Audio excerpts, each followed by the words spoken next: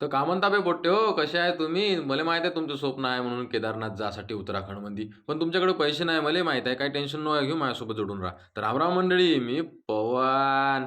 आता सध्या यवतमाळमध्ये नवरात्राचा माहोल चालू आहे. म्हणून मी गेलो होतो यवतमाळमध्ये दुर्गादेवी पाहासाठीच. पण मला माहीत झालं मग शिवाजीनगर दुर्गोत्सव मंडळानं केदारेश्वर बाबाचं दर्शन आपल्या यवतमाळमध्येच आणलं ना भाऊ, ₹10 तिकीटमध्ये. मग मी काय सुस्ती करतो, मी बी गेलो तिथचा. पण माझे तिकीट फाडणारे हे जवाई बापू होते. त्यांनी तिकीट फाडून घेतली आणि मग मी झालो सज्ज.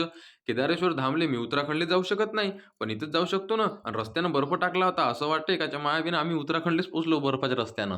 आणि एक नवल गोष्ट अशी का आपले 12 ज्योतिर्लिंग झाले नसन. उज्जैन-गिज्जैन तुम्ही गेले नाही का नाही? तिथंच आहे सगळं ज्योतिर्लिंग 12ला बी. वैजनाथ, उज्जैन, ओंकारेश्वर, सोमनाथ, काशी विश्वनाथ सर्व ज्योतिर्लिंग तिथंच आहेत. 12 ज्योतिर्लिंगात दर्शन करून घ्यायचे मस्त. आपले त्र्यंबकेश्वर बाबा बी आहे पहा भाऊनं दर्शन करून घेतलं बढियापैकी. जे त्रिदेवाचा संगम आहे.